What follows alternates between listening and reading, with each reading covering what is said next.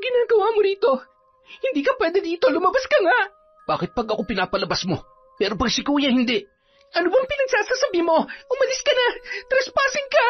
Wala akong pakialam. Nakikita mo ba tong patalim na hawak ko? Huwag ka lalapit! Diyan ka lang! Hindi ikaw ang masusunod dito, Lela.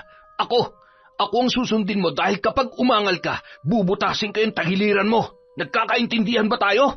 Hayop ka talaga kahit kailan! Nagiging hayop talaga ako sa mga haliparot na tulad mo. Buwisit kang babae ka? Ang arte-arte mo pa sa akin? Kung tingnan mo ako, parang diring-diri ka sa pagkatao ko, tapos papatol ka lang naman pala sa may asawa? At sabayaw mo pa talaga. Wala akong alam sa sinasabi mo. Huwag kang mag-imbento ng kwento. Ah, talaga? Wala kang alam? Eh kung baliin ko kaya yung leg mo, ha? Bitiwan mo ako. Hindi ako makahinga. Taon 2000 at siyam. Aurora. Maagang gumigising si Lela para maglakad-lakad. Nakasanayan niya na yung gawin mula nang mamuhay na siya ng mag-isa. Siya na lamang ang nakatira sa bahay ng kanilang mga magulang. Ang isa pa nilang bahay na hindi natapos gawin ay ipinatapos ng kapatid niyang si Carmel, matapos yung ibigay ng nanay at tatay nila, at doon na yon tumira. 2 lamang silang magkapatid, kaya nang ikasal ang kanyang ate ay tinanggap na rin niya ang katotohanan na wala na siyang ibang aasahan kundi ang kanyang sarili, kapag nawala na ang kanilang mga magulang. At hindi nga siya nagkamali, may pagkamakasarili kasi ang nakatatanda niyang kapatid. Lahat ng pinagbentahan ng lupa ay kinuha noon at hindi na siya binigyan ng parte. Balak rin nung kunin ang bahay na tinitirhan niya, pero ipinaglaban niya na sa kanya yon iniwan ng yumaong ama at ina. Mabait ang napangasawa ng kanyang ate. Maginoo at magaling makisama si Gael. Kabaliktaran yon ni Carmel. Napilitan lamang magpakasalang dalawa dahil buntis noon ang kanyang ate. Ngunit 1 buwan matapos ang kasal ay agad ring nakunan dahil sa matinding stress at pagod sa trabaho. Sa kanyang pagkakaalam, doon nagsimulang mag-iba ang pakikitungo ng ate niya kay Gael. Nung panahong yun kasi nawalan ng trabaho ang lalaki, kaya ang kapatid niya ay napilitan na magdoble kayod. Sa kasamaang palad, naapektuhan ang pagbubuntis noon. Huli na nang malaman nila na mahina pala ang kapit ng bata. Bago umuwi ng bahay, dumaan muna si Lela sa bakery para bumili ng pandesal para sa 3 tao. Isa sa kanya, isa para kay Gael, at ang isa naman ay para sa matandang kapitbahay nila na naging malapit na rin sa kanya na si Nerissa. Tanging siya lamang ang nakakaalam na marunong manggamot ang matanda. Takot kasi ang mga tao sa ginang dahil sa naranasang pang-aabuso ng mga nagpapagamot. Nakatira na lamang yon sa isang maliit na barong-barong na madalas niyang pinupuntahan. Nagkakilala sila nang minsan siyang nawalan ng malay sa daan habang naglalakad dahil sa sama ng kanyang pakiramdam. Nagising na lamang siya sa loob ng bahay noon na may mga dahong nakatapal sa kanyang katawan. Mula ng araw na yun, naging malapit na ang kanyang loob sa naturang babae. Matapos ibigay ang pagkain sa matanda, ay nagpresenta naman siyang mag-igib ng tubig para hindi na yon magbuhat pa. Ngunit habang ginagawa niya yon, nadaanan naman siya roon ng taong matagal niya nang kinaiinisan, ang kapatid ni Gael na si Romel. Ano yan? Nagpapakabayani ka na naman sa matandang mangkukulam na nakatira dyan? Sabihan mo lang ako kung gusto mo nang gawang kita ng rebulto. Alam mo, Romel, kung wala kang magandang sasabihin, mas mabuti pang umalis ka na kung ayaw mong ibuhos ko sa itong iniipon kong tubig. Masyado kang papansin eh. Matagal na akong papansin sa'yo, maarte ka lang talaga. Kala mo naman may papatol pa matinong lalaki sa'yo. Isa pang salita mula sa'yo, maliligo ka na talaga ng walang sabon. Wow, nakakatakot naman! Corny mong buwisit ka. Diyan ka na nga. Baka atakihin ka pa sa pusos kalit mo sa akin eh. Huwag ka na magpapakita sa akin, buwisit ka! Sinundan ni Lela ng masamang tingin ng lalaki habang naglalakad yun papalayo. Matagal na yung nanliligaw sa kanya ngunit hindi niya pinapansin. Bukod kasi sa basagulero ay marami yung bisyo. Marami na rin yung pinaiyak na babae kaya ganun na lamang ang kanyang pagtanggi. Mayroon na siyang natitipuhang iba, malayong malayo sa ugali ni Romel. Noon pa man ay hanga na siya sa lalaki, kaya lamang ay hindi na sila maaaring magkaroon ng relasyon dahil tali na yon sa iba. Kung hindi lang talaga taken yung lalaki matagal ko nang hinahangaan, baka ako pa mismo nanligaw sa kanya. Kaso, hindi na talaga pwede eh.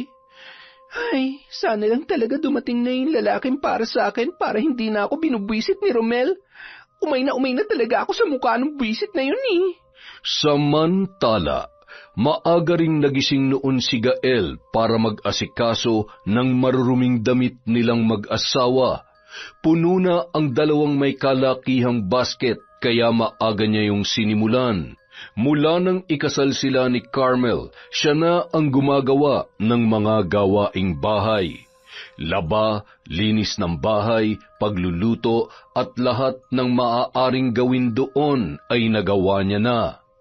Bilang isang construction worker, may mga pagkakataon na natetenga siya sa bahay at walang trabaho kapag tapos na ang kanilang kontrata. Kaya naman, kesa magbayad ng maglalaba ng marurumi nilang damit, ay siya na lamang ang gumagawa noon. Kabaliktaran ng sitwasyon niya ang asawa. Kapo-promote lang kasi ni Carmel bilang bagong supervisor sa pinapasukang supermarket. Palaging abala ang babae. Kahit nakauwi na mula sa trabaho ay madalas pa ring umaalis dahil sa kung ano-anong lakad. Hindi naman yun kinukwestiyon ni Gael dahil tiyak niya na pagtatalunan lamang nila ang tungkol doon. Katatanggal niya lamang ng mga damit na isinalang sa dryer nang makarinig siya ng pagsipol. Hindi na niya kailangan lumingon dahil batid niya kung sino yon. Ano ba yan, kuya? Ang aga-aga, naglalaba ka na naman.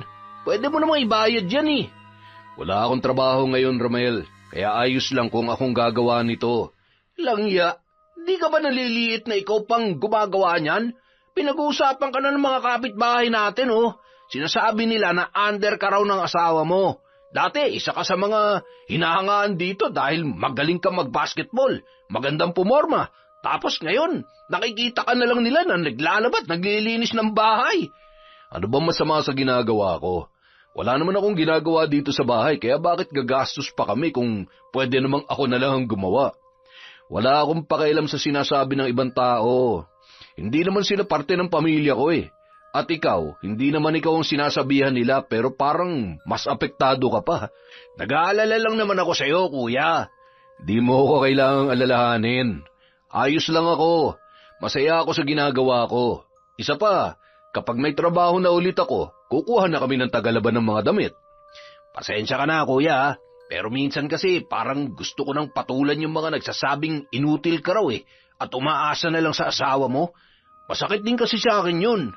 Bakit mo pa kasi pinapansin yung mga yon? Hayaan mo sila sa gusto nilang sabihin at pag-usapan. Alam mo naman kung anong totoo eh. Mapapatrobol ka lang pag pinatulan mo sila. Paano ko hindi papatulan eh? Kahit ako nga, tinutukso na rin nila. Kesyo baka tulad mo rin daw ako na magiging under lang ng asawa. Nasisira tuloy ang diskarte ko sa mga babae dahil sa'yo. Bakit ba masyado ka nagpapa-apekto sa kanila? Hindi mo ba kayang patunayang mali ang iniisip nila sa'yo? Tapos sa tono ng pananalita mo, parang kasalanan ko pa na tinutukso ka nila. Ginagawa ko lang na maayos ang tungkulin ko bilang asawa at wala ako nakikitang mali ron. Kaya kung sino man may problema sa akin, manigas sila kasi wala akong pakialam sa kanila. Yan ang hirap sa'yo, kuya eh. Masyado kang mabait. Isipin mo rin naman ang sarili mo. Hindi ako tulad mo na puro sarili na lang ang iniisip, tol. Buti pa, iwan mo na ako. Nakakaabala ka na sa ginagawa ko. Naiiling na lamang na umalis doon ang nakababatang kapatid ni Gael. Bagamat maayos naman ang trato niya sa binata, ay hindi pa rin nila magawang maging malapit sa isa't isa. Kinakausap lamang siya noon tuwing may kailangan o tuwing may pupunahin sa kanya. Kadalasan nakakainsulto ang mga sinasabi ng kapatid, kaya hindi niya napipigilan na patulan yun. Magkaiba sila ni Romel ng ama. Dayo lamang ang nakabuntis sa kanilang ina, kaya nang malaman ang tungkol doon ay kaagad na umalis para hindi yun mapanagutan. Hindi na rin naghabol pa ang kanilang nanay dahil bukod sa nakalabas na ng probinsya ang lalaki, wala rin silang alam na paraan kung paano yon makokontak. Dahil si Gael ang panganay at una ring nagkatrabaho, siya na ang nagtaguyod sa kanilang pamilya, katuwang ng kanyang ina. Ngunit nang pumanaw yon, napilitan na rin maghanap ng trabaho si Romel. Siya naman ay doon na namalagi sa bahay na ibinigay ng mga biyanan niya sa asawa na si Carmel. Magsasampay na sana si Gael nang mapadaan naman ang kanyang hipag na si Lela. Sabi ko na madadaanan ulit kitang naglalaba dito. Grabe, ang sipag-sipag mo talaga. Pandesal gusto mo? Sinobrahan ko na yung binili ko para mabigyan kita. Sino ba naman ako para tumanggi? Di pa kaya ako nag-aalmusal? Sabi ko nga. Teka, wala ba din si Ate Carmel? Wala, hindi siya umuwi kagabi. Nag-overnight sila ng mga kaibigan niya sa pinuntahan nilang resort. Wow, buhay dalaga. Buti pa siya nakakapaglakwatsya pa, samantalang ikaw kung hindi nagtatrabaho, naglilinis o naglalaba naman. Hay nako, buti na lang talaga wala pa kayong anak kasi sigurado ako ikaw rin na mag-aalaga. Ayos lang naman kung ako mag-aalaga, pero sa tingin ko, parang ayaw na magkaanak ng ate mo eh. Mag-ampon ka na lang kaya. Ikaw talaga? Bakit pa kami mag-aampon pareho naman kami may kakayahang makabuo? Gusto mo bang tulungan kita na kumbinsihin si ate? Nako, wag na. Mag-aaway lang kayo nun. O sige, kung ayaw mo mag-ampon, hayaan mo na lang na tulungan kita sa mga gawain mo dito. Ha? Nako, hindi na. Nakakahiya naman sa'yo. Hala siya, para ka namang ibang tao. Ayos lang no, basta akong bahala sa ibang gawain. Tapusin mo na lang yan nilalaban mo. Pag naabutan ako rito ni ate, ako nang sasapak sa kanya para sa'yo. Pero, syempre, joke lang yon. Huwag mo na lang sasabihin sa kanya na tinulungan kita, ha? Ayos lang ba sa'yo? Alam ko namang aawahin ka lang nun kapag nalaman niyang tinulungan kita, kaya ayos lang sa akin. Napangiti na lamang si Gael sa sinabing yon ni Lela. Noon pa man, may malasakit na sa kanya ang kanyang hipag. Tuwing tumutulong yon, ay mas gusto pang hindi ipaalam sa kanyang asawa. Nauunawaan niya naman ang dahilan. Selosa kasi si Carmel at baka pag-isipan pa ng masama ang dalaga. Napakabait mo talaga, tsaka ang sipag-sipag mo pa. Sarili mo na lang naman ang binubuhay mo pero kayod kalabaw ka pa rin. Kailangan ko kasi makaipon. Sino pa bang aasahan ko kapag nagkasakit ako? Kaya mas maganda na yung may nakatabi para may mahuhugot kung sakali. Wala ka bang balak mag-asawa?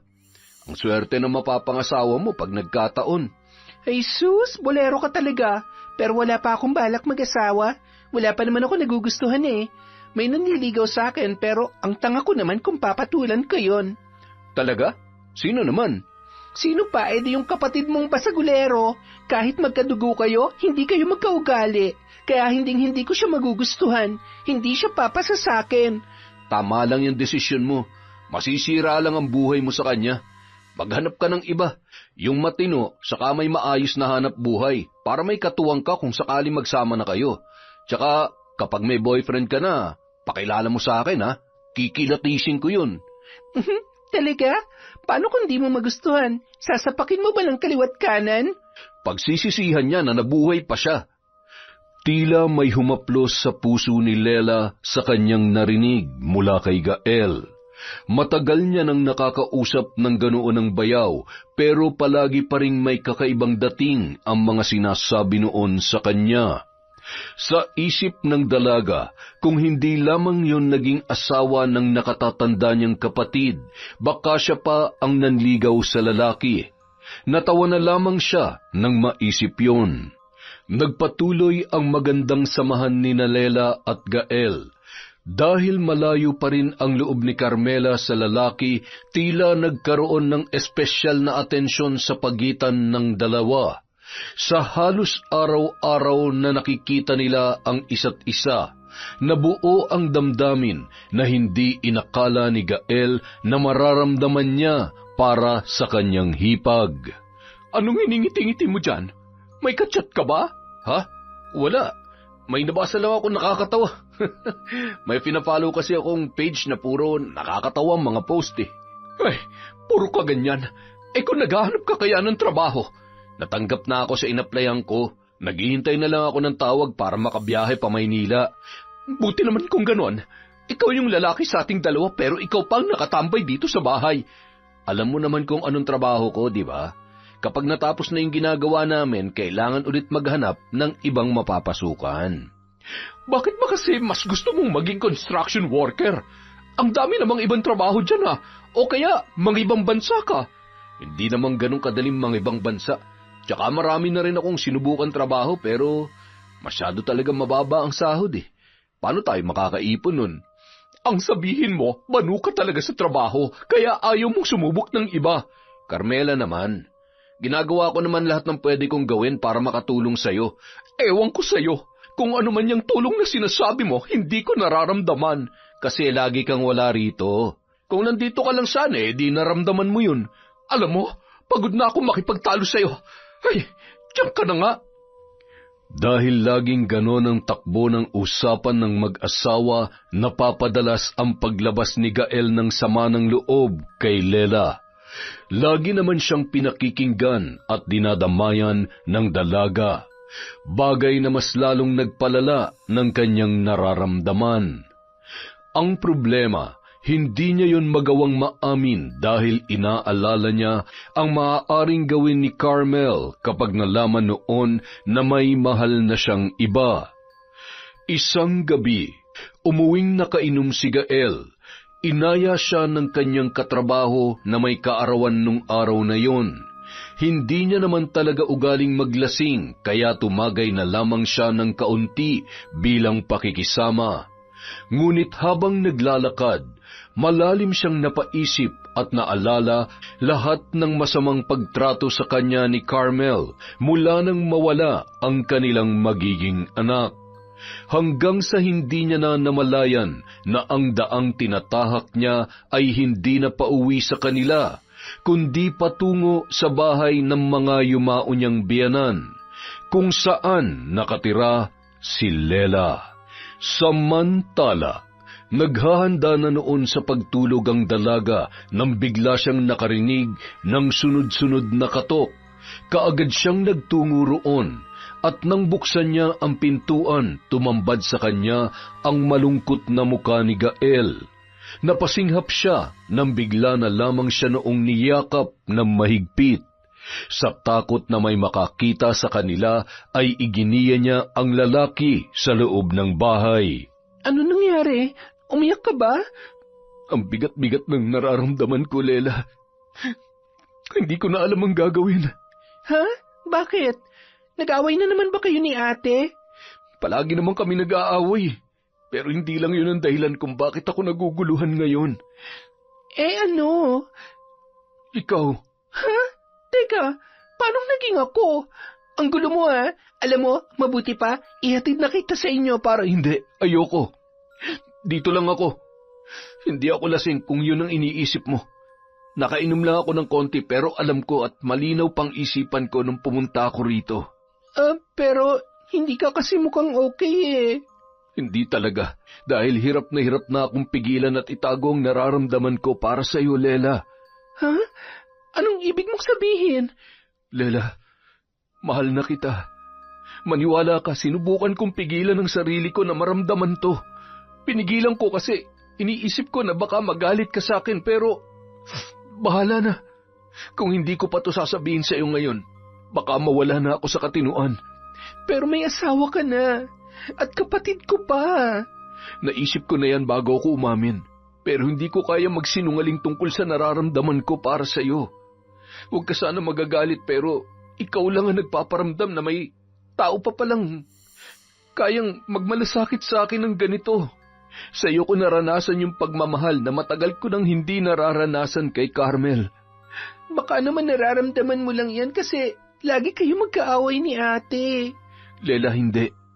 Totoo to. Totoo na mahal kita. Kung mahal mo na ako, malaking problema to. Gulong-gulo ang isip ni Lela nung gabing yun, kaya hindi nila nagawang pag-usapan ang tungkol sa damdamin ni Gael. Pinauwi na lamang niya muna ang lalaki, ngunit hindi sa paraang itinataboy niya yon. Sa paglalim ng gabi, napag-isip-isip ng dalaga ang nangyari at ang pag-usbong ng nararamdaman niya para sa kanyang bayaw. Kinabukasan, pagkagaling ni Lela sa pagde-deliver ng nilutong kakanin, nagulat siya nang makitang nag-aabang na si Gael sa kanyang daraanan. Bigla siyang nakaramdam ng kaba. Yung kaba na hindi dahil sa takot sa lalaki, kundi sa takot na masabing pareho lamang sila ng nararamdaman. Napag-isipan niya na yun ng mabuti, kaya sigurado na siya sa nilalaman ng kanyang puso. Iiwasan niya na sana ang lalaki, ngunit mas lalo pa yung humarang sa kanyang daraanan. Dahilan para mapasubsob ang kanyang muka sa malapad na dibdib ni Gael. Huwag mo naman akong iwasan ng ganito. Mag-usap tayo. Sige na, Lela. Parang awa mo na.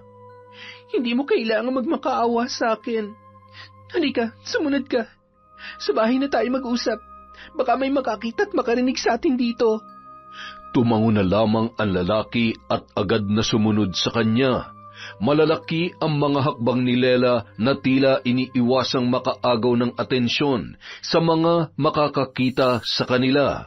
Bakit ba ako pa nagustuhan mo? Dahil ibang-iba ka sa ate mo. Marami pang ibang babae dyan, Gael. Kung ayaw mo na kay ate, hiwalayan mo na lang siya kesa ganito. Pero kasal kami sa simbahan at hindi basta-basta ang proseso nun. Hindi ganun kadali, tsaka wala rin akong pera. Sa tingin mo rin ba makikipaghiwalay sa'yo si ate? Kausapin mo kaya siya. Baka pareho lang kayo na gusto na makawala sa pagsasama ninyo. Kung maghihiwalay man kami, mukhang matagal pa bago mangyari yon. Baka pagdating nung araw na yun, may iba ka na. Isa lang ang ibig sabihin nun. Hindi tayong para sa isa't isa. Ngayon pa nga lang, kitang-kita mo nang hindi tayo pwede. Hindi pa ba malinaw sa iyo yon? Hindi, dahil nararamdaman ko na hindi lang ako nakakaramdam nito. Lela, kahit hindi mo sabihin, alam ko na gusto mo rin ako. Bakit ba kasi pala desisyon ka? O sige, kung talagang hindi totoong sinasabi ko, sampalin mo ako at itaboy pagkatapos ng gagawin ko sa'yo.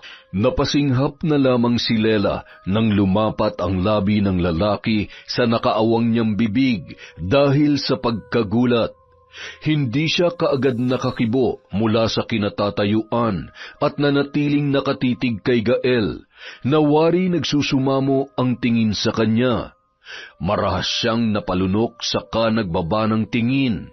Hindi niya magawang titigan ang mga mata ng lalaki dahil para na siyang nauupos na kandila sa sitwasyon nilang yun.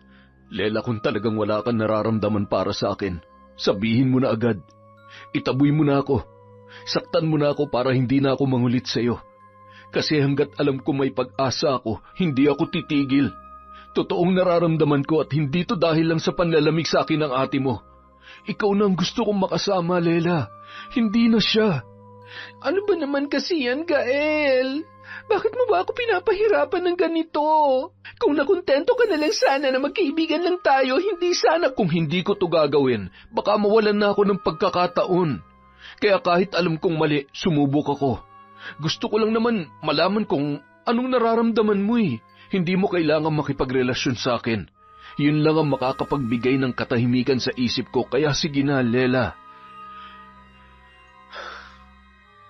Sabihin mo na sa akin kung anong nararamdaman mo. May magbabago pa ba kung sasabihin ko sa'yo na mahal din kita? Hindi mo rin naman hihiwalayan si Ate Carmel, hindi ba? Kung gusto mo talaga na makawala na ako sa kanya, gagawa ako ng paraan. Basta ipangako mo lang sa akin na ako lang ang lalaking mamahalin mo. Sige, pumapayag ako. Pero kailangan nating mag-ingat. Hindi tayo pwedeng magkita palagi. Pigilan mong sarili mo hanggat maaari. At huwag ka magpapahalata kay ate na may namamagitan na sa ating dalawa. Oo, Lela. Gagawin ko lahat ng yan. At sinisiguro ko rin sa'yo na makakawala ako sa kanya. Samantala, habang magkasama sina Lela at Gael, abala rin noon si Carmel kasama ang mga barkada sa bahay ng pinakamapera sa kanila. Tuwing matatapos ang trabaho ay nagkikita-kita sila doon para uminom at magsaya. Kadalasan pa may kasama silang mga lalaki na nagbibigay aliw. Panay ang pagsasayaw ni Carmel habang tili naman ng tili ang kaibigang si Lani habang nakikipaglampungan sa kasamang lalaki. Makalipas ang ilang oras na pagtanto niyang inabot na pala sila ng madaling araw. Nakaalis na ang mga lalaking kasama nila, kaya silang dalawa na lamang ng kaibigan niya ang naiwan na nag-iinuman. Ano, hindi ka pa ba uuwi? Hindi na kita mayahatid, ha? Hindi ko na kayang magmaneho. Hindi mo naman ako kailangang ihatid. Kaya kong umuwi na mag-isa. Magpasundo ka kaya sa asawa mo? Ano? At bakit naman ako magpapasundo sa walang kwentang yon? Mars, ang harsh mo naman masyado. Totoo naman eh. Hanggang ngayon wala pa rin trabaho. Parang ako na bumubuhay sa amin dalawa eh. Paano na lang kung wala akong trabaho? Saan kami pupulutin? Ay, ewan ko ba kung bakit nag-asawa pa ako ng construction worker. Sana pala sinagot ko na lang yun naniligaw sa akin na engineer. Kahit medyo may edad na, mukhang responsable na mga asawa.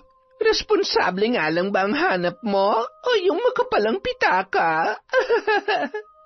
Huwag ka na magkaila sa akin. Kilalang kilala kita, Mars. Kung matinong asawa lang naman kasing hanap mo, meron ka na eh.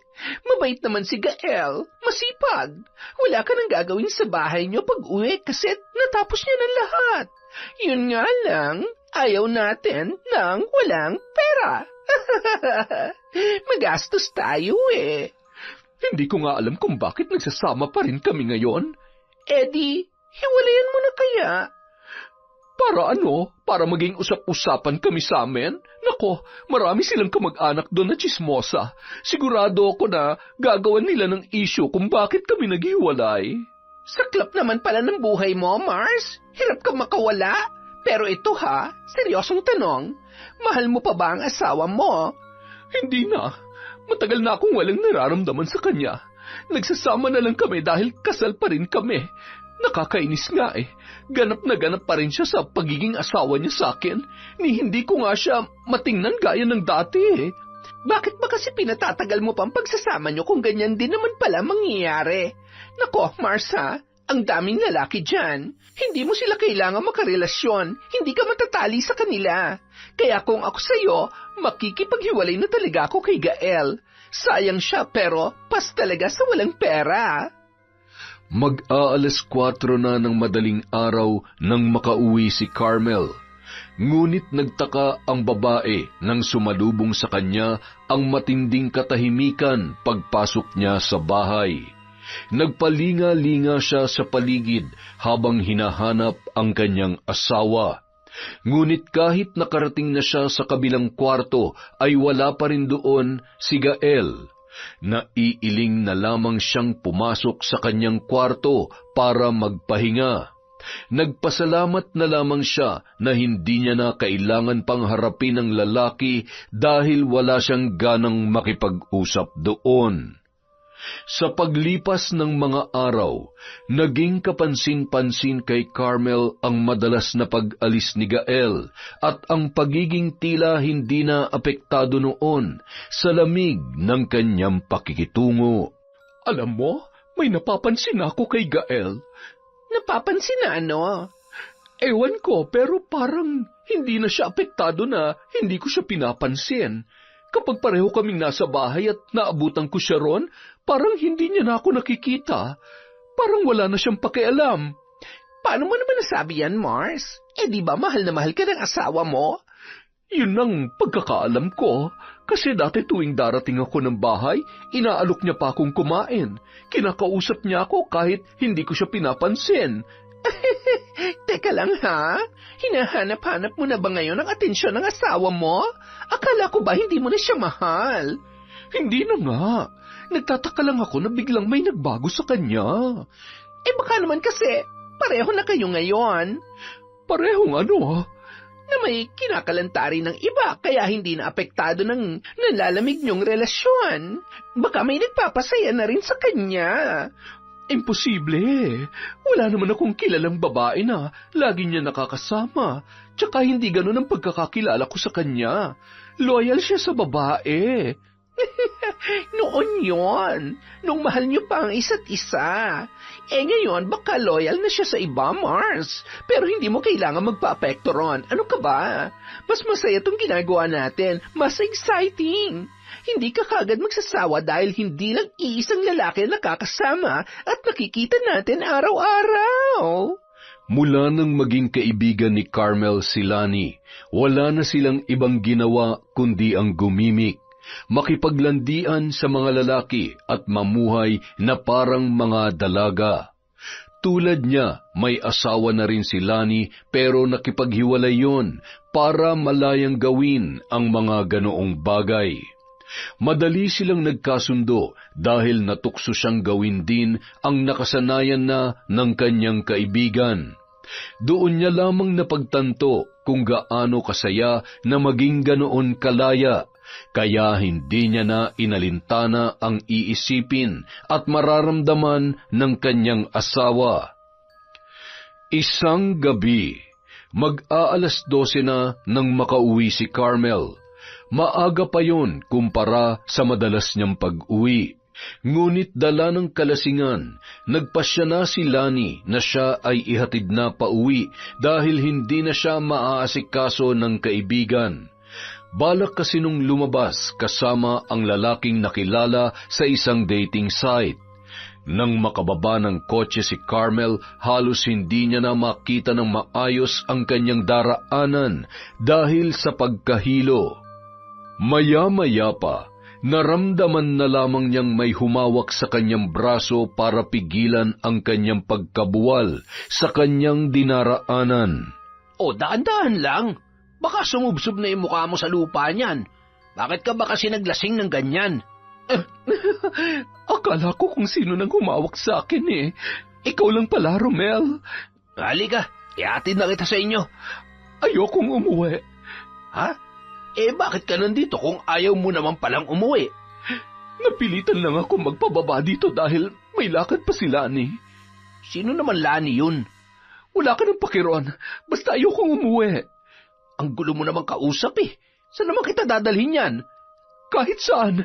Kung saan mo gusto. Basta ayoko sa bahay namin. Ayoko makitang pagmumukha ng walang kwenta kong asawa. Kaya ka naman pala nagkakaganyan eh. Dalhin mo na lang ako sa... basta kahit saan. Kahit saan pala? Sige, akong bahala sa'yo. Pero huwag kang magre-reklamo sa gagawin ko. Oo, hindi ako magre-reklamo.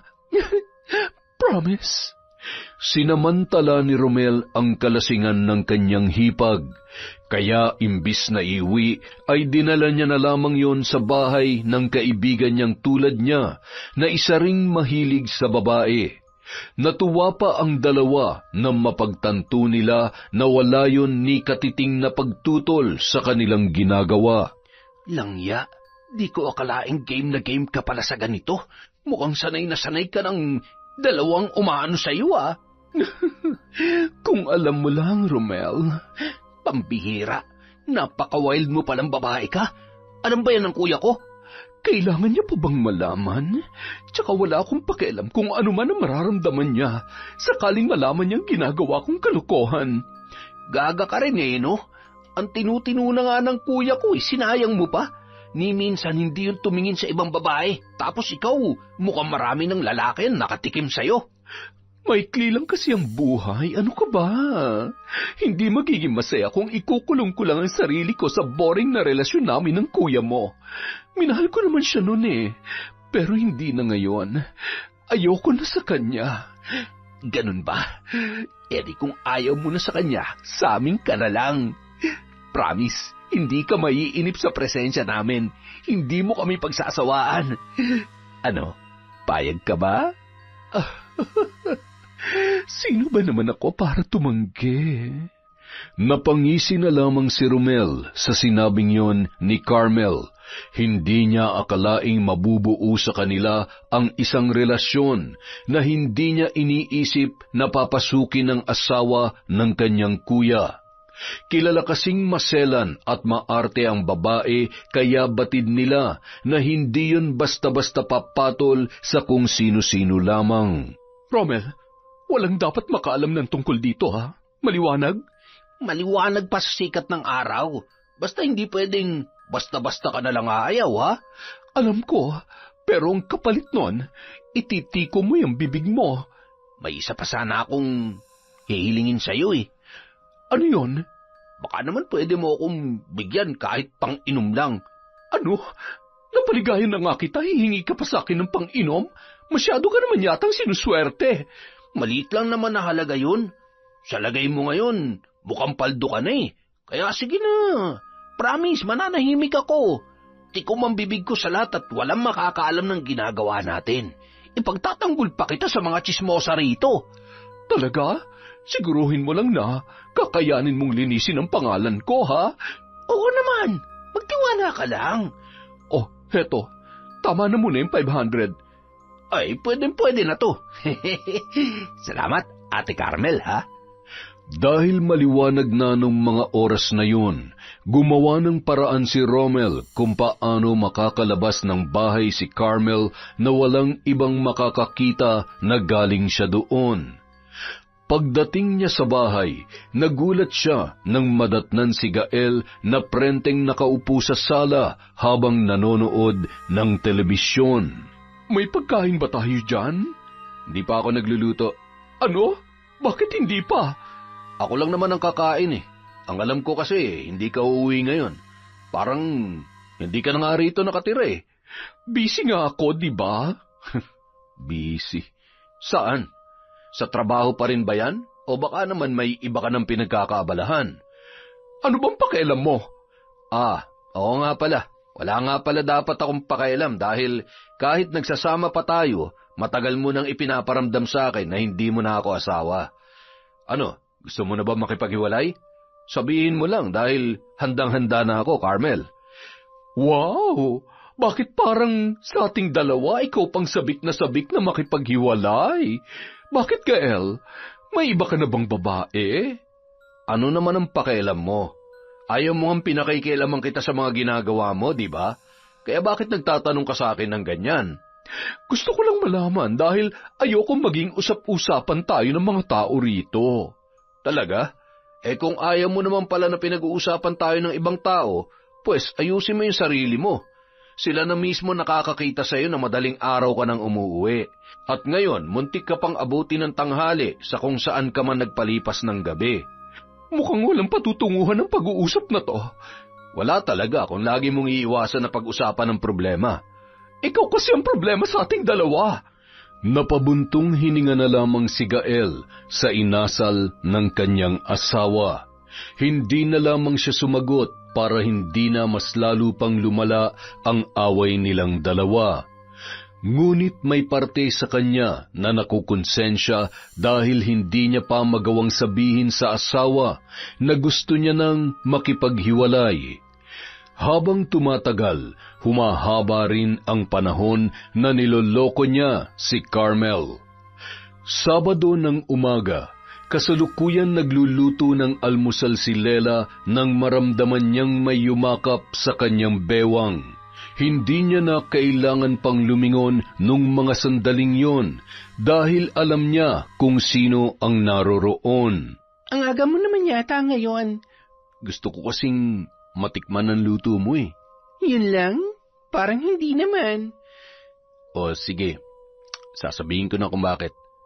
May trabaho na kasi ako sa susunod na linggo. Sisimulan na raw yung gagawing building sa Maynila. Ibig bang sabihin, dun ka na muna hanggang matapos yung trabaho nyo?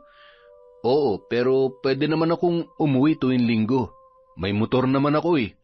Hindi ba masyadong nakakapagod yon? Malayo tong lugar natin tapos kailangan mo pang bumalik kinabukasan para pumasok sa trabaho. Kung para sa'yo, kayang-kaya ko. Pwede naman tayong buwan-buwan na lamang magkita. Hindi ko kaya yun, Lela. Yung isang linggo nga lang, mahirap na sa akin eh. Paano pa kaya kung isang buwan? Tsaka mahirap na, baka mamaya may umali-aligid sa'yo rito. Hindi na kita mababantayan. Hoy, bakit may pagbabantay ka ng nalalaman, ha? Mukha ba ako magpapalandi sa iba? Hindi. Kahit kailan, hindi kita nakita bilang isang malanding babae. Hindi nga malandi, pero kabit naman. Anong kabit?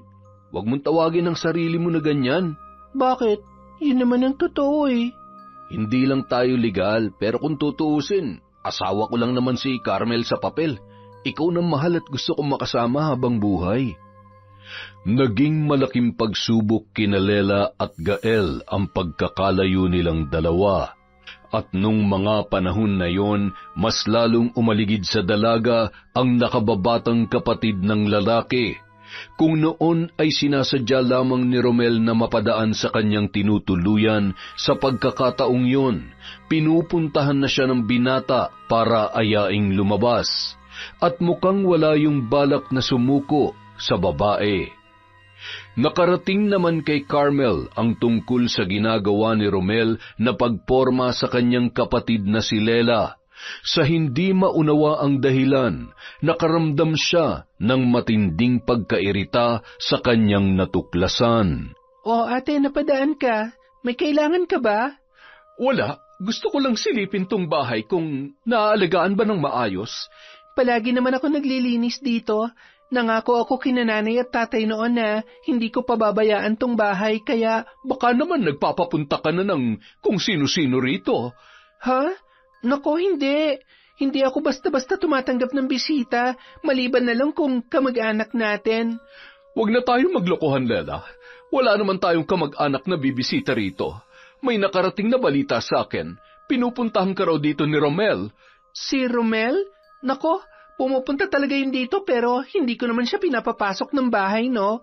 Bakit ka naman niya pinupuntahan? Nililigawan ka ba noon? Oo, ate, pero hindi ko naman siya gusto. Wala siyang pag-asa sa akin. Hindi ko papatulan ng isang kagaya niyang basagulero at walang pangarap sa buhay. Wow! Makapagsalita ka naman, parang napakataas na ng narating mo. Ate naman, bakit parang ipinagtatanggol mo pa siya? Anong gusto mo, patulan ko si Romel na para bang wala ng ibang lalaki sa mundo? Di bali na lang na tumanda akong dalaga, sakit lang ng ulo yon. Bahala ka kung saan man ang gusto mong gawin. Huwag ka na lang gumaya sa akin na nag-asawa ng walang kwenta. Pagsisisihan mo talaga. Natahimik na lamang si Lela sa sinabing yon ni Carmel. Gustuhin man niyang ipagtanggol si Gael, hindi niya maaaring gawin dahil malalaman noon na may relasyon silang dalawa. Napayuko na lamang siya at hindi na nakapagsalita. Sa kabila ng distansya ni Lela at Gael, hindi naman naputol ang kanilang komunikasyon hanggang sa nagpasya ng umuwi ang lalaki. Ngunit imbis na dumiretso sa bahay ng asawa, doon siya tumuloy sa bahay ng kanyang hipag. Madaling araw na nang makarinig si Lela ng sunod-sunod na katok, kasabay noon ang pagtunog ng kanyang cellphone. Nagulat siya nang makita ang pangalan ni Gael sa screen. At nang sagutin niya yon, saka pa lamang niya nalaman na nasa labas pala ang lalaki na siyang kumakatok. Anong ginagawa mo rito? Baka may makakita sa'yo. Walang nakakita sa akin. Nag-ingat naman ako. Halika na dito sa loob. Baka makaagaw pansin ka pa dyan. Miss na kita, Lela. Ako rin naman, pero naiintindihan ko na kailangan mo rin magtrabaho. Pero bakit nga ba dito ka dumiretso? Baka malaman ni ate na nandito ka. Hindi niya alam na uuwi ako ngayon. Tsaka wala naman magsasabi sa kanya, kaya huwag ka na mag-alala. Alam mo namang maraming tsismosa rito. Tsaka nito nakaraan lang, pinuntahan ako dito ni ate dahil kay Romel. Bakit daw ako nagpapapasok ng ibang tao rito? Ano? Pinuntahan ka ni Romel? Anong ginawa niya sa'yo? Wala naman siyang ginawa sa akin. Pumunta lang siya para mangulit pero di ko naman pinapasok. Sa susunod na puntahan ka niya, pwede bang wag mo na siyang kausapin o harapin? Natatakot ka ba na baka magkagusto rin ako sa kanya? Hindi. Natatakot ako na baka may gawin siyang masama sa'yo. Hindi yun mangyayari dahil hindi ko rin naman yun hahayaan. Kaya huwag ka mag-alala. Kaya kong sarili ko. Teka, kumain ka na ba? Hindi pa nga eh. Gutom na ako. Buti na lang marami ako nilutong ulam kanina. Maupo ka na muna. Iinitin ko lang yung ulam. Pero may gusto kong unang kainin bago yan eh. Ano naman yon? Hindi ano. Sino? Hindi na nakapagsalita pa si Lela nang buhatin siya ni Gael papasok ng silid. Pinagsaluhan nila ang isang mainit na gabi na puno ng pananabik sa isa't isa. Sa loob lang ng ilang sandali, nawala sa isip nila ang mga alalahanin tungkol sa kanilang patagong relasyon. Kinabukasan, madilim-dilim pa lamang ay nagpaalam na si Gael sa kanya para umuwi kay Carmel. Ngunit nangako ang lalaki na pupuntahan pa rin siya kapag nagkaroon ng pagkakataon. Kinagabihan, buong akala ni Gael ay muli na namang umalis ng bahay ang asawang si Carmel, kaya tinawagan niya si Lela. Mahaba-haba rin ang naging pag-uusap nila.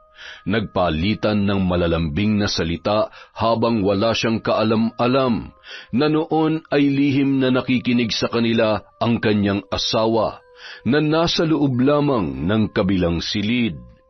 Naikuyom ni Carmel ang kamao matapos marinig ang naging usapan ng asawang si Gael at ng kanyang kapatid. May duda na siya nung una na may iba na ring karelasyon ang lalaki, ngunit hindi niya naisip na maaaring si Lela pala yun. Ano ka mo? Si Kuya at si Lela may relasyon? Oo, dinig na dinig kong usapan nila. Hindi ako maaaring magkamali dahil malapit silang dalawa ng kapatid ko. Di naggantihan pala kayo ng asawa mo. Tindi ng karma, no? Sa lahat ng babaeng pwede niyang makarelasyon, yung kapatid mo pa talaga. Huwag mo nga akong tawanan. Teka, bakit para naiinis ka? Huwag mong sabihin nagseselos ka pa sa kanila. Ikaw na mismo nagsabing wala ka na nararamdaman para kay Gael, kaya dapat tanggapin mo na lang na may iba na siyang babae. Sa tingin mo ba basta-basta ko na lang tatanggapin yon? Hindi ako papayag na lolokohin niya ako ng ganun-ganun lang, Romel. Ibang klase ka rin talaga no? Nagloko ka rin naman Nauna ka pa nga Bakit ba parang kinakampihan mo pa sila? Ako dapat ang kampihan mo rito. Hindi ko sila kinakampihan. Ginigising lang kita sa katotohanan. Mukha kasing nananaginip ka pa Hindi ako papayag na maging masaya silang dalawa. Anong gagawin mo ngayon? Pagbabawalan mo yung asawa mo? Hindi mo na mapipigil yun. Tama ka. Hindi ko siya mapipigilan kung kakausapin ko lang siya. Pero kung may gagawin ako para sirain silang dalawa, malaki ang chance na babalik sa akin si Gael. Bakit ba gusto mo pang bumalik sa'yo? Hindi mo na nga mahal, di ba? Tanga mo mag-isip anong gusto mo? Ikaw ang ipalit ko sa asawa ko? Huwag kang baliw. Kung insultuhin mo ako, ganun-ganun na lang Huwag ka na makikipagkita sa akin Alam mo naman kung ano lang ang meron tayo, di ba? Kaya huwag kang umakto na parang nasasaktan ka sa mga sinasabi ko. Tsaka huwag kang mag-alala, may mapapala ka pa rin naman sa akin. Ano naman yan? Babayaran kita katumbas ng 1 buwang sahod ko, pero may ipapagawa ako sa iyo. Natahimik si Romel sa alok na yon ni Carmel. Hindi niya inaasahan na ipapagawa yon sa kanya ng babae. Ngunit dahil malaki-laki ang halagang matatanggap niya kung sakali, ay hindi niya na yon tinanggihan pa. Samantala, katatapos lamang maglaban ni Lela nang pumasok siya sa kusina. Magluluto pa lamang siya ng kanyang hapunan nung mga sandaling yon. Maya-maya pa, bigla siyang napalingon nang makarinig ng langit-ngit ng pintuan. Tanda na mayroong pumasok doon. Kaagad na uminit ang kanyang ulo nang makita si Romel na nakangisi habang papalapit sa kanya. Anong ginagawa mo rito? Hindi ka pwede dito, lumabas ka nga! Bakit pag ako pinapalabas mo? Pero pag si Kuya hindi. Ano bang pinagsasasabi mo? Umalis ka na! Trespassing ka! Wala akong pakialam. Nakikita mo ba tong patalim na hawak ko? Huwag ka lalapit! Diyan ka lang! Hindi ikaw ang masusunod dito, Lela. Ako ang susundin mo dahil kapag umangal ka, bubutasin ko yung tagiliran mo. Nagkakaintindihan ba tayo? Hayop ka talaga kahit kailan! Nagiging hayop talaga ako sa mga haliparot na tulad mo. Buwisit kang babae ka? Ang arte-arte mo pa sa akin? Kung tingnan mo ako, parang diring-diri ka sa pagkatao ko, tapos papatol ka lang naman pala sa may asawa? At sabayaw mo pa talaga. Wala akong alam sa sinasabi mo. Huwag kang mag-imbento ng kwento. Ah, talaga?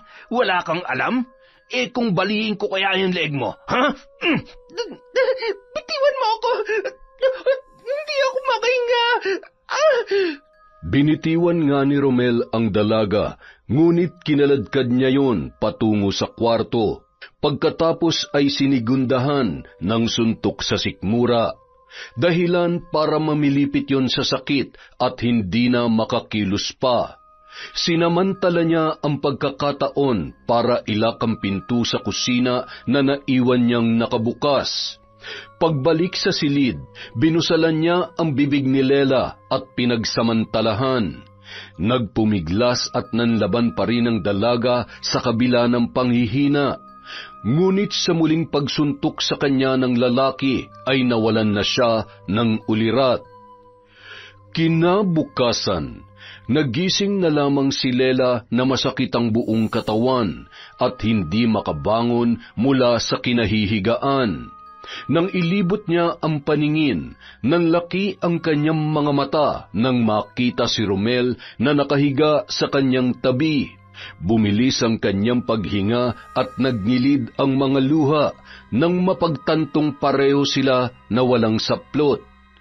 Ilang sandali pa, napalingon siya sa may pinto ng kwarto nang bigla na lamang yung bumukas.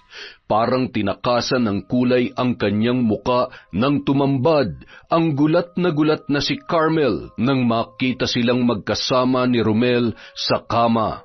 Ano nangyayari dito? Bakit magkatabi kayo sa kama? Ate, mali ang iniisip mo. Anong mali ang iniisip ko? Ayan na nga oh! Malinaw na malinaw sa paningin ko. Magkatabi kayo at parehong walang kahit anong saplot sa katawan. Hindi ba't may usapan tayo na hindi ka magdadala ng lalaki sa bahay na ito? Ate, hindi ko siya dinala rito.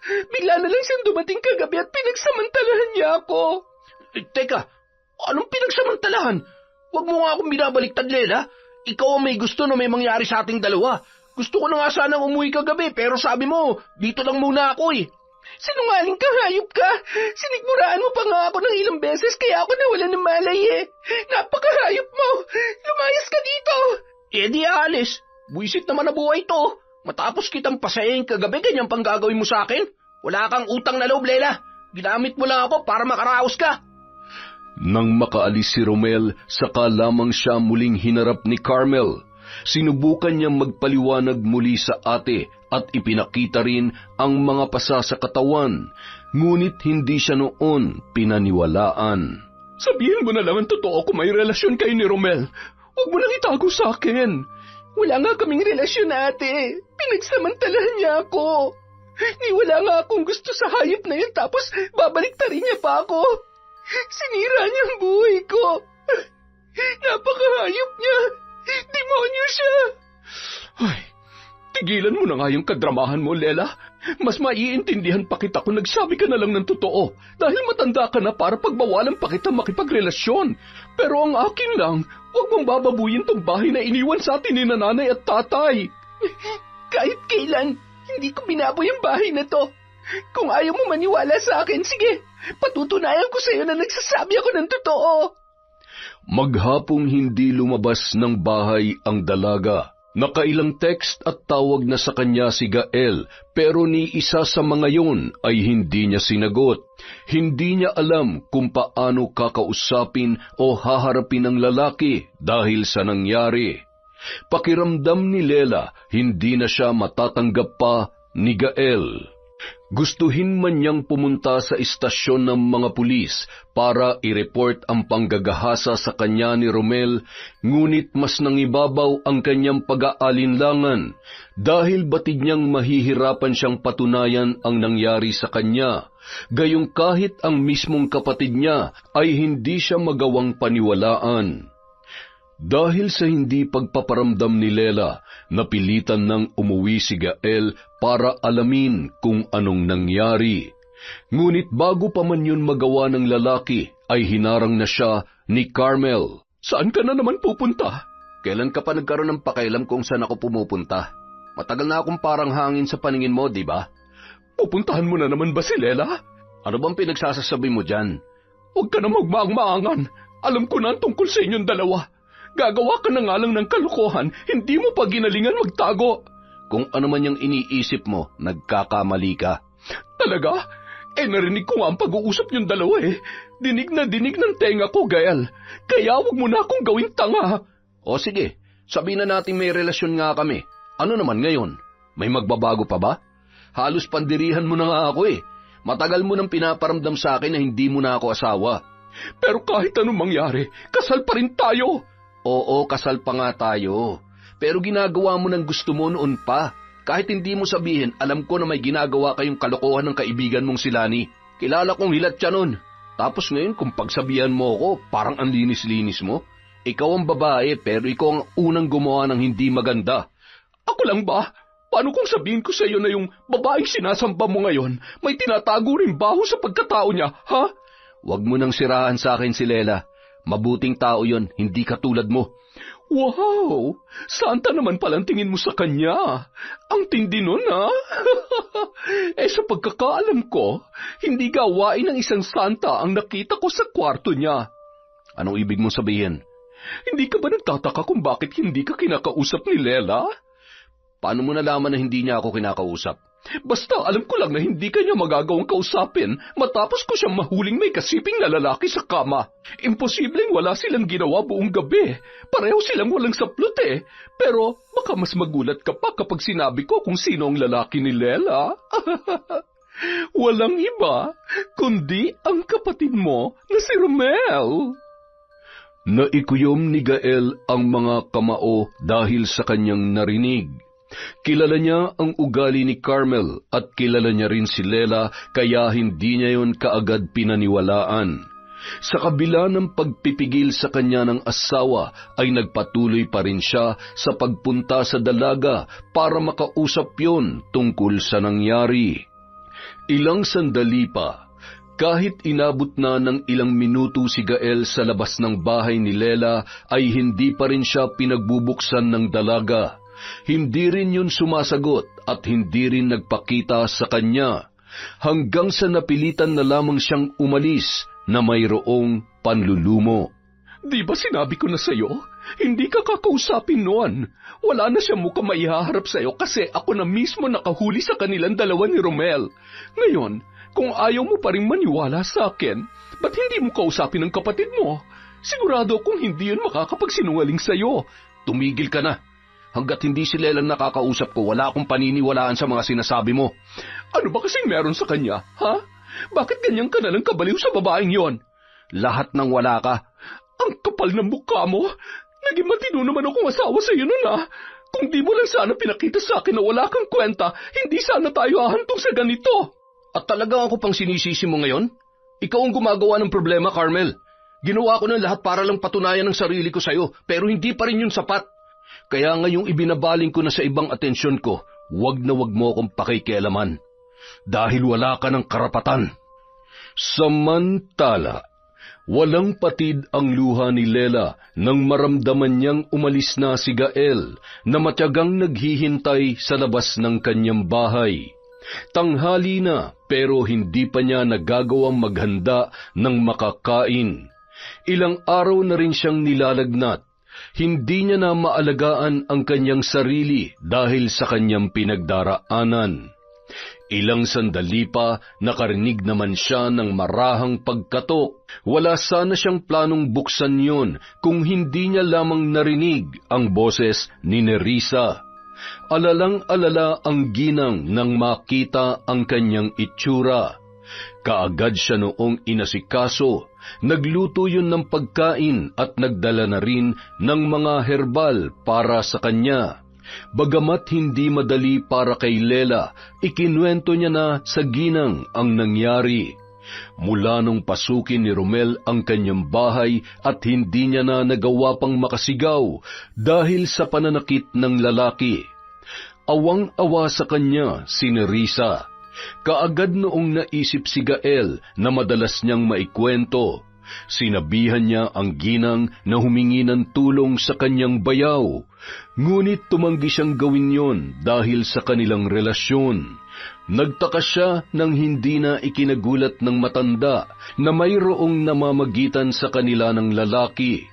Ngunit kaagad noong nilinaw na nahalata na raw noon tuwing nagkukwento siya na iba ang kislap ng kanyang mga mata at ang sayang na ipapakita niya tuwing si Gael ang laman ng kanilang usapan.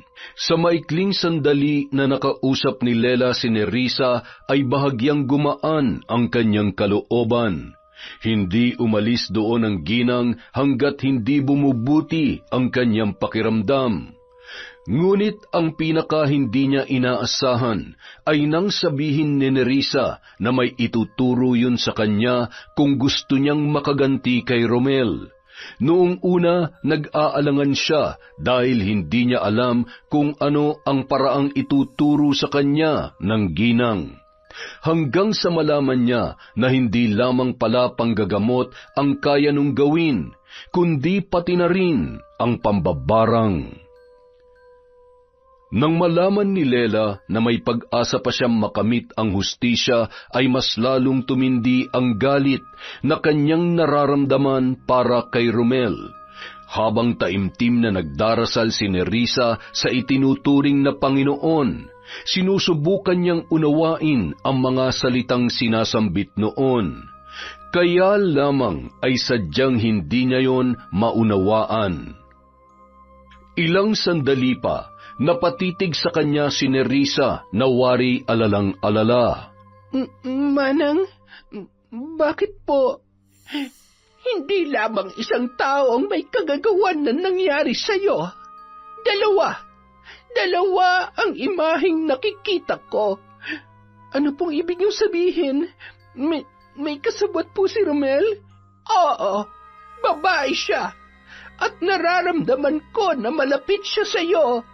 Pero, sino naman po ang malapit sa akin na gagawa noon? Wala naman po akong alam na may matinding galit sa akin. Ay, sandali. Hindi ba't nasabi mong ayaw kang paniwalaan ng kapatid mo? Opo. Kapatid ka niya. Pero imbis na tulungan at damayan, ipinahiya ka niya at mas pinaniwalaan ng ibang tao. Hindi ka ba nagtataka kung bakit bigla na lamang siyang dumating dito noong araw na yon? Sa sinabing yon ni Nerissa, saka lamang naisip ni Lela ang kakaibang pakikitungo sa kanya ng kanyang ate. Nang pinagdugtong-dugtong niya ang lahat ng pangyayari mula sa pagiging mas pabor sa kanya ng kanilang mga magulang, sa pagiging malapit nila ni Gael, at ang posibilidad na alam na ni Carmel na may namamagitan sa kanila ng kanyang bayaw, ay saka pa lamang niya naisip na tanging ang kapatid niya lamang ang may motibong gawan siya ng masama. Nabuhay ang galit sa puso ni Lela at yon ang pinanghawakan niya para subukang aralin ang pagsasagawa ng ritual. Pagbabayarin ko ang lahat ng sumira sa buhay ko. Hindi naging madali para kay Lela ang paggamit ng itim na mahika.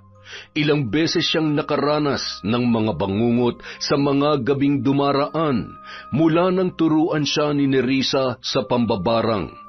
At may pagkakataon din, habang isinasagawa niya ang ritual, bigla na lamang siyang nawawalan ng malay. Hanggang isang gabi, naging matagumpay na ang pagsasagawa niya ng orasyon, at ang biktima niya sa unang pagkakataon ay walang iba kundi si Romel. Samantala, kasalukuyang nakikipag-inuman ng lalaki sa mga kaibigan ng gabing yon sa isang kubong malapit sa palayan at kasukalan. Pahingahan yon ng mga magsasaka tuwing tirik na tirik ang araw, kaya sa gabi walang gumagamit noon. Tuwing nagkakayayaan, yun ang nagsisilbi nilang tambayan. Nakakagamit sila ron ng ipinagbabawal na gamot nang walang nakakakita sa kanila. Ilang sandali pa, bigla na lamang sumakit ang tiyan ni Romel, kaya nagpaalam siya sa mga kaibigan na didiskarte muna para makapagbawas. Pinagtawanan pa siya ng mga yun dahil sa kanyang sinabi. Hiniram ni Romel ang flashlight na dala ng isa sa mga kasama niya bago maghanap ng magandang pwesto sa damuhan na may kalayuan sa kubo. Hanggang sa mapadpad siya sa kinaroroonan ng nagtataasang mga puno. Nang ibaba niya ang salawal ay kampante siyang pumwesto sa may damuhan. Pasipol-sipol pa siya noon na tila nasisiyahan. Hindi na namalayan pa ng lalaki ang paggapang ng isang may kalakihang alupihan sa kanyang binti. Mabilis yung gumapang patungo sa maselang parte ng kanyang katawan. Ilang sandali pa, napasigaw si Romel nang maramdaman niyang may kumagat doon. Dali-dali niyang sinilip kung ano yun. Ngunit nang tanglawan niya ng flashlight ang kinagat na bahagi ng kanyang katawan, ay wala naman siyang nakita. Dali-dali niyang itinaas ang salawal at patakbong bumalik sa kanyang mga kasamahan.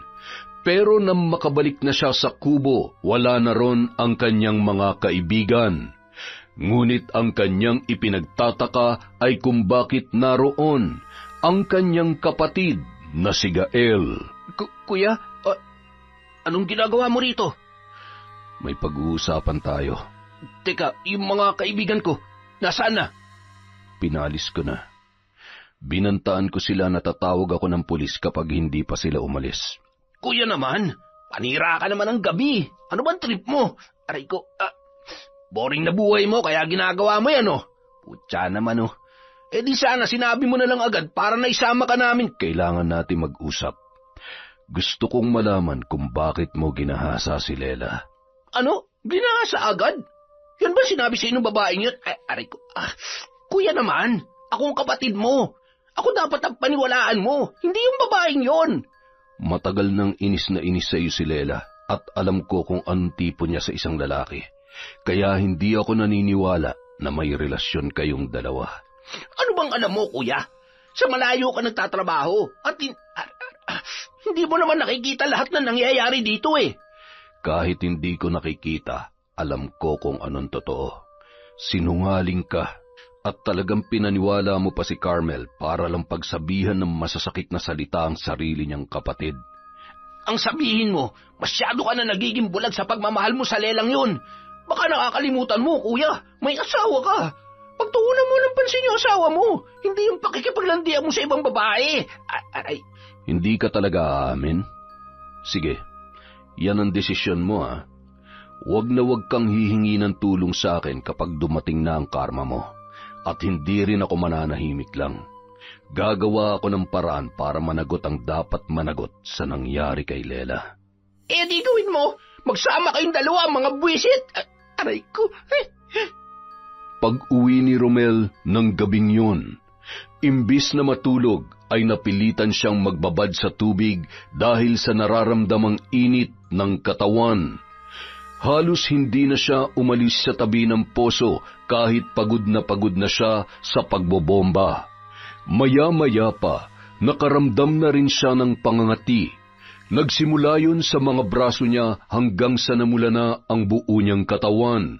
Sa ilang oras pa lamang niya yung nararamdaman, halos mapuno na yon ng mga sugat. Pagsapit ng hating gabi, naramdaman na lamang ni Romel ang matinding kirot na wari niya'y may matulis na bagay na tumusok sa maselang bahagi ng kanyang katawan. Aray ko, eto na naman. Ano ba yun? Parang may kumagat na naman sa... Magdamag yung nararamdaman ng binata at ang mas nagpahirap pa sa kanya, hindi na siya makaihi dahil doon. Mabilis yung namaga at bumigat din ang kanyang pakiramdam. Sa tindi ng sakit, hindi na niya maihakbang pa ang kanyang mga paa. Samantala, ng mga oras na yun, hindi na rin makatulog si Carmel. Nakailang palit na siya ng pwesto sa pagtulog, ngunit sadyang maramot ang antok sa kanya dahil sa masamang pakiramdam. Pag-uwi pa lamang niya mula sa trabaho ay ramdam niya na ang bigat ng katawan at pananakit ng kanyang ulo, hanggang sa hindi na siya nakapagluto ng hapunan dahil sa kanyang dinaramdam. Kinabukasan, ganoon na lamang ang pagkabahala ni Carmel nang hindi niya maigalaw ang kanyang mga paa. Nang bumangon siya para tingnan yun, bigla na lamang siyang napasigaw sa takot nang makita ang naglalakihang mga uod na pinagpipiestahan ang namamaganyang mga binti. Maging sa gilid ng mga daliri niya ay nagkaroon na ng butas kung saan naglalabas-masok ang mga uod na yon. Maya-maya pa, biglang bumukas ang pinto ng kanyang silid at tumambad ang kanyang kapatid na si Lela. Napakunot ang kanyang noo nang makita ang maaliwalas na muka ng dalaga. Anong ginagawa mo rito? Binibisita ka? Teka, bakit ganyan ang reaksyon mo, ate? Hindi ka makapaniwala na hindi na ako mukhang miserable ngayon? Nandito ka ba para magyabang sa akin? May gusto lang sana akong sabihin sa'yo. At ano naman yon? Sa tingin mo ba may pakailan pa ako matapos mo kong idawit sa kahiyang ginawa mo? Nalaman ko kasi na may kasabot pala si Romel sa ginawa niya sa akin.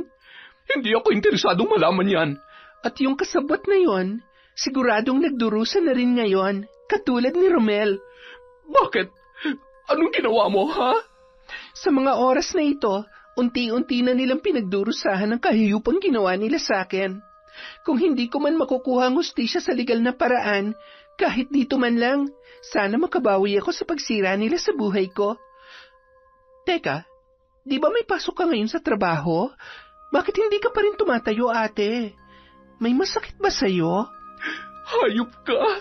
Ikaw pala may kagagawa na nangyayari sa akin. Gumawa ka ng paraan para mawala to. Visit ka! Di sa'yo na rin mismo nang galing. Ang galing. Ang galing-galing mong magsinungaling, ate. Inakusahan mo pa ako ng kung ano-ano at pinagmukhang malandi matapos mong sirain ang buhay ko. Bakit ka nagkakaganyan? Ganun na ba talaga kalaki ang galit mo sa akin para ipagahasa mo ako kay Romel? Gumagawa ka na naman ng kwento. Bakit pa ako gagawa ng kwento kung pwede namang si Romel na mismo magkwento nun? Galing na ako sa bahay niya kanina at napaamin ko na siya sa ginawa niya sa akin. Kaya ngayon, alam ko na rin kung sino nag-utos sa kanya na gawin yon kapalit ng pera. May nag-udyok sa kanya na gawin yon. Alam mo sa sarili mo na ikaw yon, ate. Alam ko na ngayon ang totoo. Pero ang hindi ko lang maintindihan ay kung bakit humantong ka sa ganung desisyon. Alam ko may kasalanan ako sa iyo dahil pumatol ako sa asawa mo, pero mas malala ang ginawa mo sa akin. Mas hayop at hindi ka tanggap-tanggap. Tanga ka pala eh. Alam mo naman pala sa sarili mo na may kasalanan ka sa akin tapos malakas pa ang loob mong gumante. Gaga! Bakit? Hindi mo naman namahal si Gael, hindi ba? Ikaw na mismo nagsabi na kasal lang kayo sa papel. Ibig sabihin, hindi mo na siya tinuturing na asawa. Tapos ngayon kaya niya na rin ibigay ang puso niya sa iba, magwawala ka na parang walang inagawan ng karapatan? Ikaw na mismo nagtanggal doon sa sarili mo. Tumahimik ka. Masakit bang marinig ang katotohanan, ate? Kahit anong gawin mo, hindi kayo magiging legal ni Gael. Oo, kung hindi kayo maghihiwalay. Pero kung mamamatay ka sa kalagayan mo ngayon, kayang-kaya kong isakatuparan na maging legal kaming dalawa. Hayop ka! Ano ha? Mas pinili mo pang sumapi sa demonyo para lang gawin sa akin to? Mas gugustuhin ko pang sumapi sa demonyo kaysa makasamang isang nagpapanggap na anghel na kagaya mo. Pagkasabi noon, nagmamadali nang umalis ng bahay ni Carmel si Lela. Hindi niya na pinansin ang pagsigaw at pagmumurang ginawa sa kanya ng kanyang ate. Nakaramdam siya ng awa sa nakitang kalagayan noon, pero mas nangibabaw sa kanya ang kagustuhang maturuan yun ng leksyon sa kahayupan na kanyang naranasan. Nang mga sumunod na araw, nabalitaan na lang nila na wala na si Romel.